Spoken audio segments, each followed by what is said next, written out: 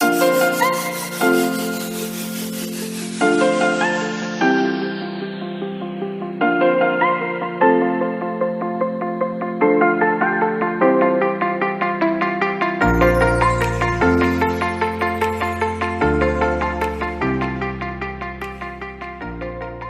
and welcome to the 50th episode of the Mission Shunya podcast. Hope you're doing well. Thanks for joining me on the show yet again. The very fact that we are at episode 50 is because of your support. It's that support that I look forward to while I conceptualize and create new content every other week. As you would have known by now, I cover all topics related to the theme of sustainability, stories that are helping us to get to net zero. By the way, Shunya means zero. The show has an engaging community of listeners, and one group who are very active is young graduates who are in college, just out of college, or people looking for a career in cleantech. So I thought of doing this special episode around the theme of building a career in cleantech. What does it take to have a successful career in the sector? And what should you watch out for if you are planning to be on your own as an entrepreneur later? So to discuss this topic, I wanted to get this special guest on the show. A person who has been an influence in my career in the sector. He is a recognized entrepreneur, founder member of very reputed companies with senior level assignments as CEO and managing director. He was advisor to solar, EV and other new technology companies in India for acquisition funding. And he has a special affinity towards young entrepreneurs and professionals. He is currently the managing director global marketing at FTC Solar, a company manufacturing trackers and software. And with that introduction, join me in welcoming our special guest, Mr. Rajesh Bhatt. Thanks, Girish, and thanks for what you have started with Mission Shunya. I'm really proud of what you've started with Mission Shunya, and in addition to clean tech, whatever you're doing in the clean tech energy space or the renewable energy space, it's a great initiative from you on Mission Shunya. Thank you very much for joining me on the podcast. Now, let us look from your experience point of view. I mean, currently you have a new role. I'm sure you will give us a brief of what you're doing currently. But along with that, I would also want you to talk about your journey as you've seen the energy sector transform, right from being like energy deficient country to now like close to energy surplus. How have you seen the energy sector transform in the last few decades that you've been working in the space? All right. Actually, I wanted to your audience, I wanted to give some space as to how the actual energy use has been from the time mankind has seen energy. So let's try and touch at what happened in the 18th century, right? In the 18th century, we have seen in the industry about 4-5 energy transition based on the use of energy, and especially what I would like to touch upon is if you look at the 18th century, we had the steam engines and hydroelectric power being used, and at that time there was tremendous use of coal in the steam engines. Post that, you must have seen a lot of use of oil and diesel, and then of course in the 1980s, 1990s, a lot of change in the industry. It was information age, and then you had the digital age that is coming in. Of course, these have been the industrial revolution or industrial changes that you've seen over time, and by different times as life has progressed, man has evolved, and man has abused the nature, abused the climate, thus causing what you're seeing today, the greenhouse effect, and these greenhouse emissions that you're seeing in the air has impacted the climate change. Now, just to go back in time, we had probably now almost about 10 or 12 months of COVID in the country and in the world. And if you see in the climate, because of less use of energy in the wrong way, which I say either for transport or for electrical energy generation, you must have seen a very clean environment. The reason being that misuse is lesser. You're using lesser of oil and gas and coal. And I think as life progresses and as things change, we would see that people would realize that using clean and green energy is going to be the way that life is going to be very, very particularly evolved. Yes, that is well said. I mean, I couldn't agree more because I want to bring out that line that stands in my memory even till this date. When I came to UV while I joined there, well, I think it was my pre-induction, kind of before interview, kind of introduction when I had a chance to talk to you, and I think that line still reminds me that you just mentioned that back in 2010, 2011, clean tech was in a space, energy, renewable energy was somewhere where IT was 2 decades back. You made that commitment saying, like, wait for a couple of decades and this is going to be mainstream. And it is already turning out to be. So that was a good start for my career, and I'm very thankful for that.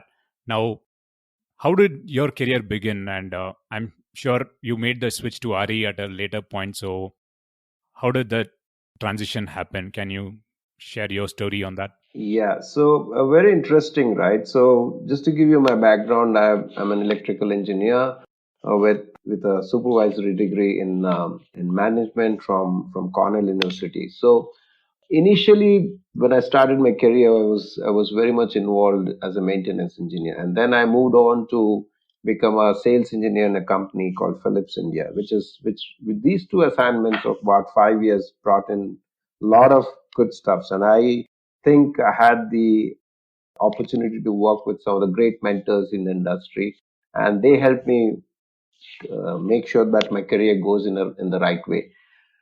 My post that I was in the Middle East for about 10 years. In those times, we had very interesting projects in the Middle East. Middle East is blessed with a lot of sunshine, but Middle East is also a place where you have abundance of oil at a very low price.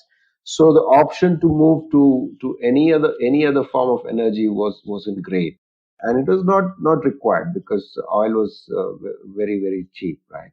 And at those days, solar power, which was one of the mainstay in the renewable energy space, was insignificant contribution to the overall energy mix, even in Abu Dhabi or in UAE where I work.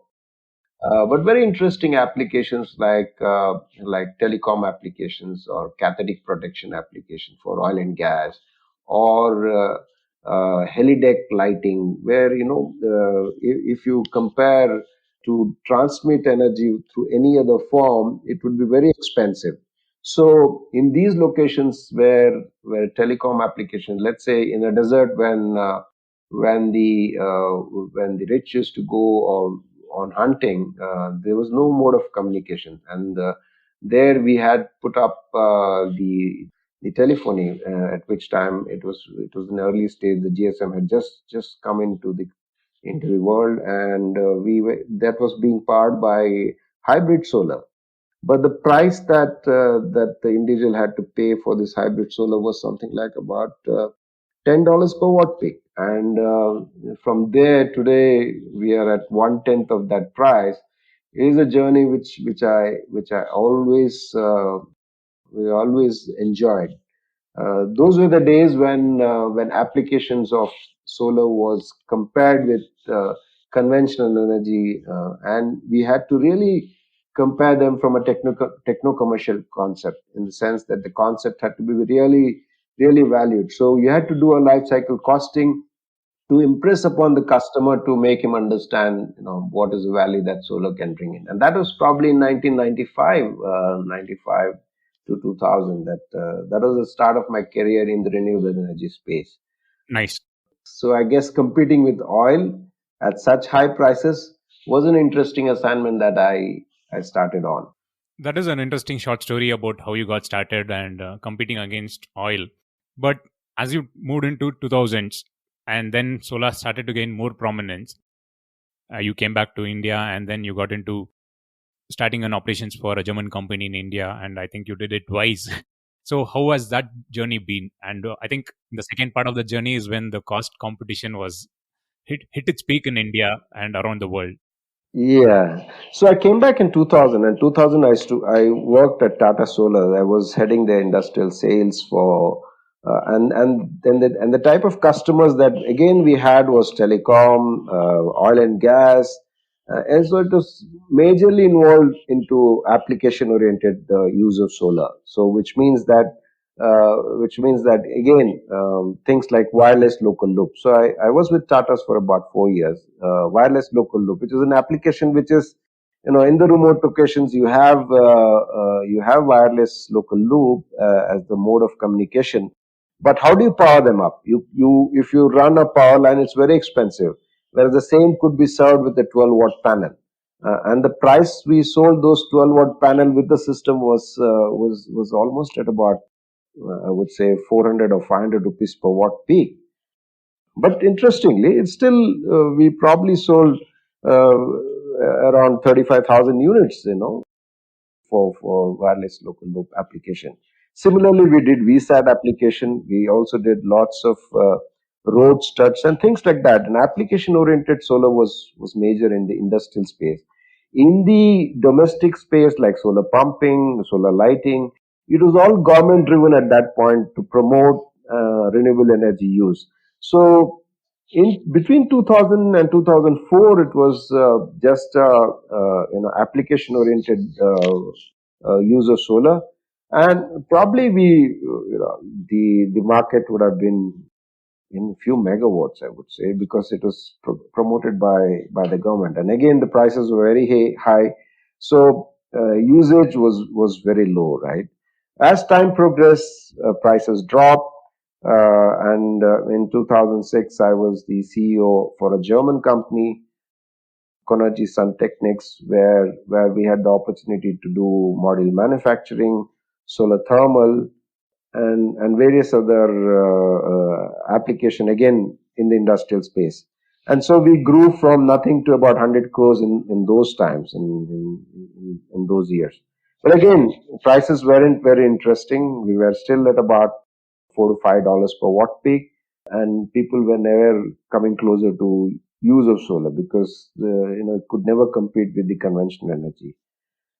Came 2010 when I was to lead another German company, Jui India, which was into development and EPC space.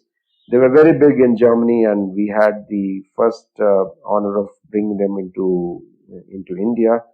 And of course, at that point in time, we built the team, and you were one of the initial team members as a graduate trainee engineer, I guess, right? And then that's how you progress. Yes. I think it was a good start. And interestingly, if you remember, the first few projects that we did for ground mount projects in India, we sold at about 13, 14 crores per megawatt, right? At this point, I would also like to highlight that, those were India's first multi-megawatt scale projects. Correct. Absolutely. You initiated and completed the first megawatt scale projects in India. I think prior to 2010, you got the first multi-megawatt project also, and then it's become like mainstream after that. Yeah. And interestingly, since we had the technical design from Germany, I guess a lot of our team members learned from those design concepts, implementation concepts, operation and maintenance, and I think it led us to deliver some of the high quality projects for very good companies in India, and I think those set the trend also for good projects in India, good quality projects in India. That is very true. We kind of, when we started, we kind of set the trend, and mostly it's a precedence for what was to come after that. And all through this journey, and what I've learned working with you and learning from people who have worked with you, one thing is quite clear that you kind of nurtured teams, and all the people who worked with you have gone on to lead various companies into different positions of leadership. So the intent to have you as a special guest on this 50th episode is because I cover a lot of themes now that I had experience to work on other space like storage, mobility. I meet a lot of people, and most of them, at least in the last few years, especially young graduates, want to get into renewable energy, clean tech, because it's becoming mainstream. They consider this as a very solid career option. Right. As someone who got started under your leadership, the very first thing that you kind of told me, because you said like, this is the thing that you have to focus on. You have to get into a techno-commercial engineer in the first place, and then learn continuously and evolve. What is the one advice that you would give for young graduates who kind of graduate now and see clean tech today? Very interesting question, Girish. Now, look back in time, right? I mean, I'm not talking of 18th century. I'm just saying, look back in time. We were in the renewable space. When I said 14 crores, 13, 14 crores per megawatt, we are at 3 to 4 crores per megawatt today. And the prices of large utility scale projects under PPAs are anywhere between 2 rupees to 4 rupees, depending on what size you are at, who the customers are, what the bankability of customers are. So I think today it has become the mainstream. And so that is on the generation side, right? So there are two aspects to this business. One is on the generation and one is on the application of that generation, right? So to the youngsters, what I would say is one thing is that you have to have passion for whatever you do at the end of the day. I mean, you must have heard this from a lot of people, but I would like to again re-emphasize this. If you love something, if you're passionate about it, you will deliver exceptionally good results. And I think one of the credit that goes to all the team members who worked with us is that they were passionate about what they are doing. And so I think my first statement to the youngsters will be that be passionate about it. But just having passion is not good enough, right? So okay, you could have good passion, but then at the end of the day, what is also important is that you got to have these four things that you have to understand. One is you need to have good skills. You should be knowledgeable about what you want to do. You should be competent there. And the last thing that I always again stress upon is attitude. Uh, so I call that as skills, knowledge, competence, and or attitude. If an individual has these four attributes, then I think he can sky's the limit for him or her. And today, we have seen this with lots of youngsters showing exceptional promises. And I think it is time that when you're looking at Mission Shunya, and if an individual, whether he or she decides to go into this space and is passionate about it, is having the necessary skills, knowledge, competence, and attitude, I think there is enough opportunities in this space. No, that's really true. I mean, the last point on the fourth point, attitude was very key. I think that was something that you emphasized as when we joined and when we were working with you. Definitely, as you have a lot of experience and a lot of people also got mentored by you, and you are also been an advisor to startups. Startups again started by experienced professionals, and also, as you said, a lot of youngsters coming up with new ideas. How do you go about encouraging them, providing advice? I mean, sometimes I know that you are very clearly saying that this is not going to work, or you are clear in that aspect of why some things will work, some things won't work. How do you go about nurturing startups and young professionals who want to go on their own in this space? Yeah, I think today, so you put them in two buckets, right? One is the startups that are started by entrepreneurs who are either out of engineering colleges or any other form of professional colleges, and the second bucket is entrepreneurs who partway, halfway through their career decide to move into entrepreneurship, right? And again, start a new company or new venture. In both cases, I think the bucket will be little different, or what they need to do is different. Now let's start with the startup on the first phase, right, on the former phase, just out of college. Now what happens when you are in a professional institute is that you have a normally a brilliant idea, and you think this brilliant idea would solve world's only problem, right? Because that's come through you, come because you think that that's brilliant. Now, what we have to understand is, does it have a need in the market?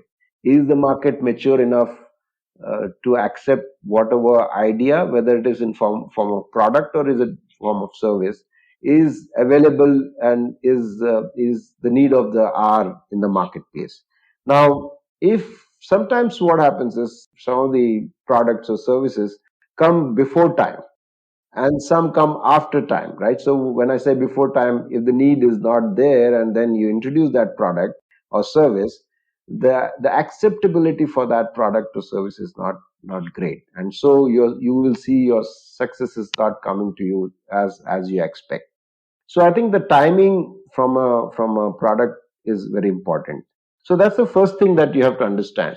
So when you start a company, one is, if you're experienced, I guess you would always know this, and so it's easier for you to accept that, hey, I have innovated a product, I have idea of a service, and then how do I launch it? Now, whoever does start a startup has to according to me, to have one of these competencies. The founder or the person who starts the company, he should be very innovative in whatever he wants to do, right? So, which means that his key skill set can be he's very innovative, or he's got to have excellent relationship in the space that he's going to deliver his product or services, which means he has to have very good connect. The third attribute that I would like to look at is if the person has funds or access to funds. So which means that if you have good relationship, you're innovative, you have good access to funds, you have probably covered 60 to 70% of your agenda in a startup situation. Most of the time the founders have one of the three or two of the three, and seldom you'll find all three or three to be with one founder. And so people come together and combine their strength and move forward, right? And this is where I think, if you're good at something, and you have to accept that, or you have to really push hard on that, assuming that you know that that is an area that I'm not so good or I need improvements on. You need to fall on somebody else who can help you there. For someone to have all the skill sets under the ambit of a startup is normally, if you want to grow successfully, is not available. I mean, it's there, but it's not in that strength. And so, and the other thing also you need to understand is you need to understand the concept of a business. A business is just not an idea. Business is how does that idea grow in volumes or revenues or profits. An idea that can catch up in terms of concepts. So once an idea, let's assume you have an idea, and that idea can go only for 1 or 2 years. That may or may not yield you the desired result. So an idea or a service or innovation has to have a growth pattern which you're able to see right at the beginning when you start a venture. Has to have enough funds backing it up, to see that it grows in the right way. So these are the things that a startup needs to look at. Assuming the founder has one of these three attributes, the rest of the attributes like operations, quality, finance and accounts, operation and maintenance, human resource management, all these things can be acquired for a price. Whereas if the founder doesn't have the first three, I think it would be a challenge for them to perform a business in the right spirit or in the right name of business. That is well articulated. Now, people do get started, be it as an entrepreneur, or they just believe in some idea or this will work, or under the influence of some co-founders. But what are the other general mistakes that you see young professionals making in this space while you have mentored them or while you advise them on the business ideas? So one of the things so let's say they look at a business proposition, right? My view would be the following. First, you need to look at, so what is the market? Is there a market for the product or services? Is there a competition in that market space? Can I take a market share of that? Will the prices remain stagnant, or will the prices increase with time, or will the prices drop? Can I add more values and features and innovations as we progress towards, as we go further? Can we will competition catch up with us? Is there risk from a policy perspective, political perspective in the marketplace? So I guess most of the startup miss one of these few things, and then focus only on their strengths. Just to give you an example, if my strength is access to funds, then I'll focus only on access to funds, and I will give very little importance to enhancement of products, enhancement of making sure that the product attains more features, enhancement of service options that is available. Now, if assuming you have a co-founder with you and he's focusing on all the other aspects like including relationship, then you have a concept that you can build upon. Most of the time, people are not able to appreciate that your idea can be copied by others. Most people don't appreciate that you have a heads up probably 6 months ahead of the curve, or you could be 1 year ahead in the curve. Now, if you're 1 year ahead in the curve, you got to make sure that within the next year you have something better than the competition can catch up. So things like this, which I think the lots of entrepreneurs and startup companies miss out.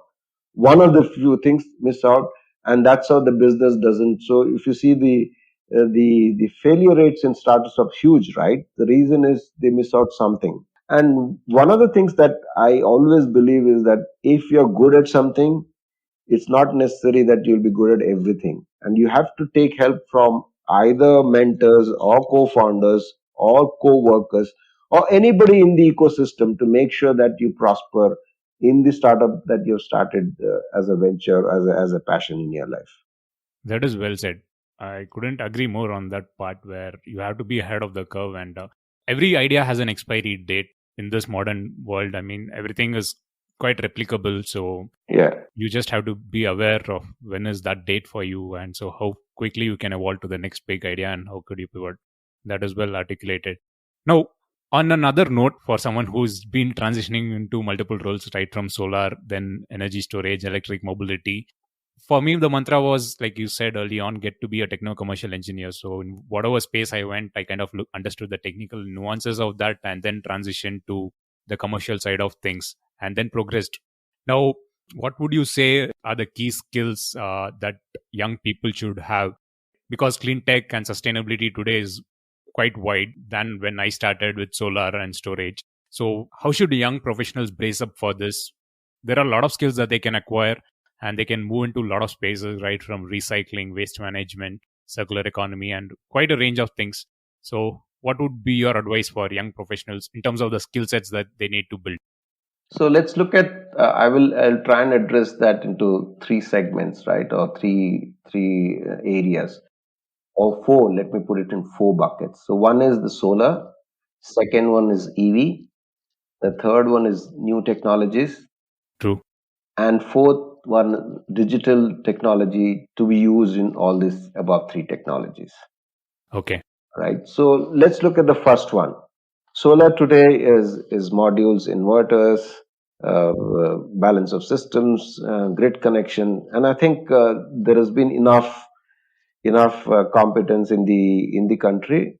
The only challenge today the country is seeing is the quality of deliverables that these low prices have impacted, I guess, right?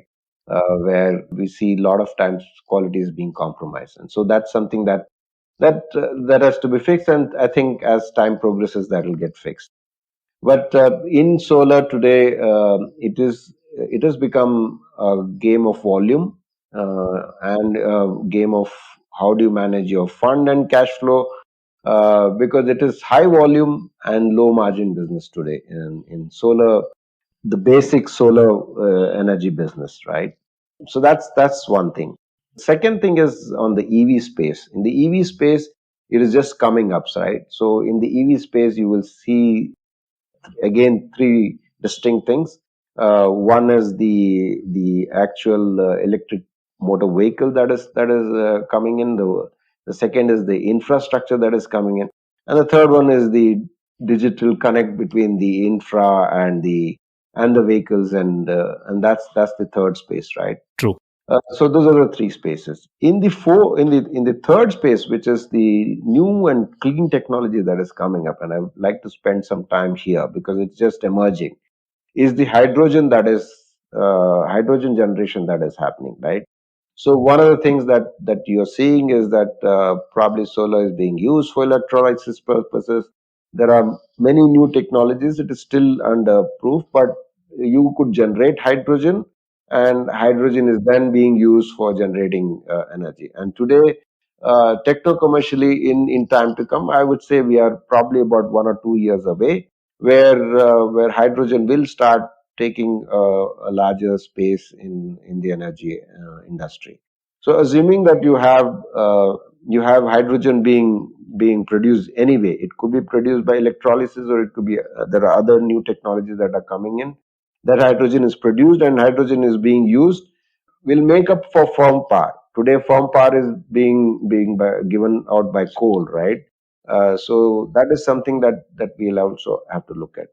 So that is the technology that is taking shape. The second technology that is taking shape is electromagnetic flux reactors. So this is something that I'm still to understand, but I've heard a lot about this, and that is concept where you use electronics to generate power. It is still it's in its initial stages, but that is something that will also come a long way. So I guess people have talked about fuel cells and other things, but then that is going to take shape. In terms of technology, the existing technologies also will start seeing a lot of energy efficiency improvements. So let's say if you're using diesel generator, there could be something like nano oil composition, which you can combine with diesel, and it will enhance its output by 30%. So you just put in the diesel, you put 30% water and a small composition of this nano oil. You can also see the generation increasing by 30%. So what I'm trying to say, these are the new technologies that is coming. There might be more, but I'm private. I mean, I have access to some of these, and I know about them. The fourth one, which I was talking was, is the information, right? Which is AI combined with ML.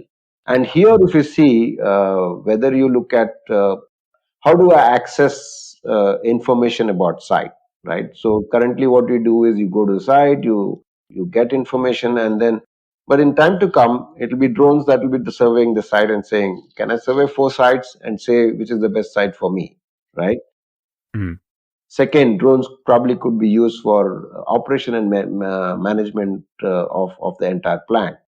Drone could be used for identifying defects in your plant, RFID tags. So there are multiple uses of using drone.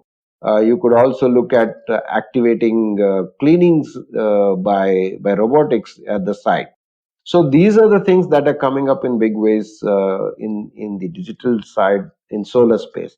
Now, when you look at EV, in EV, the digital space that you could look at is there's lots of traffic flow, and we don't know currently as to whether the traffic is flowing from A to B, or whether traffic in A is 100, or whether the traffic in number of people in that A is 100, or is it a mass movement of traffic that is happening, or is it multiple movements of traffic that is happening, or is it a shared movement of traffic that is happening?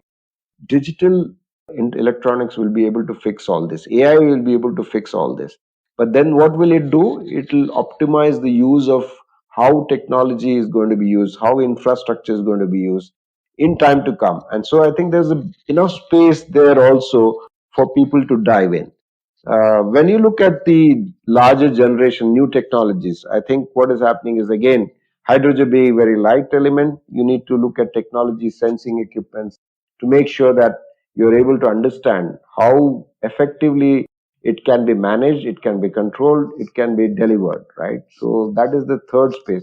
So I think AI with ML is another space which will add value to the systems that whether you're generating power, or whether you're looking at newer technology of moving or in transportation, or whether you're looking at newer technology. So all these spaces, I believe there is enough scope for youngsters, or for entrepreneurs, or for startups to look at. The one thing that I forgot in all this, I think, right? Storage is also going to take a very, very big portion of the ice. Now, whether storage is in form of batteries, or whether it's in some other form, whether it's lithium-ion batteries or any other form, but that's going to be a big industry in time to come. So I guess I've given you 5 buckets of what are the opportunities are there. On one side, you start with solar. The second bucket is EV. The third bucket is storage. The fourth bucket is the new technologies. And the fifth bucket is AI and ML to be used in all these areas. That's really wonderfully classified. Like as you were narrating this, I was reminded of the other fact in recent times, especially COVID, and everyone works remotely, and people are still thinking of how can I work remotely and still be able to contribute in this sector? Because you have been an advocate of getting your hands dirty for youngsters. So, what would your suggestion be on this? Oh yeah, I'm not good at educating work from home. I think people need to meet. It's unfortunate that COVID was there, and my view is that if you're an engineer, you have to get your hands dirty, right? Probably in the space of some of the digital information, you need not get your hands dirty. But in space of hardcore business, whether it is solar energy, whether it's EV infrastructure, or whether it is storage, unless and until you experience with your hand, computers tell you only something. Computers don't tell you the real life experiences, right? Just to give you an idea, if you got the right bolt but you don't have the right nut or a right size of hole, lots of time you can't capture that on the computer. The computer or the digital information tells you the undulation is like this, and that probably the depth of soil is at general location is like this, but when you go to site you find different information, and what data you gather today probably a month or 2 months down the line will be different. So unless I'm an advocate of at least all youngsters to have 5 years of exceptional experience, work very hard, make sure work very smart to get exceptional experience in the first 5 years of career. I'm not suggesting that the rest of the career is not important, but first 5 years, if you have done good, smart work, I think your career is on its right path. That's wonderfully articulated. And on the other point that you really mentioned was getting your hands dirty and meeting people. The two of the principles, something that I really felt were really valuable. I mean, as you said, only when you look back in time, you will realize how important getting your hands dirty early on and meeting a lot of people in your career really helps you. So those are really valuable lessons that's helped me. So thank you for taking time to kind of coming on the podcast, and also thank you for guiding me from time to time as I've progressed in my career, and I have just got started, so I look forward to a lot more conversations with you. And I'm sure, as you said, you are willing to kind of help people, youngsters like me, to make a positive contribution in the work and the society. I will let people know, and people can drop me a note, and I will see how I can get in touch with you and probably help them.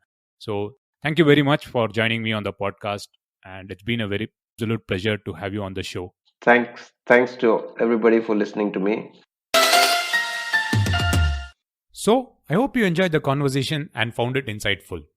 If you have any serious ideas under consideration and would like to have some advice, do drop me a message at missionchunya@gmail.com. I can help you get in touch with Rajesh Bhatt. And if you're just getting started in the sector, passion is key. Along with that, remember skills, knowledge, competence, and attitude go a long way. Like always, if you like the podcast episode, please share it among your network, friends, colleagues. It takes only about 30 seconds to share it in your network. If you have any feedback, do write to me. missionchunya@gmail.com is again the ID. I'll be back in 2 weeks' time with yet another interesting episode and a conversation. So signing off, this is Girish Shivakumar, and as always, thank you for listening.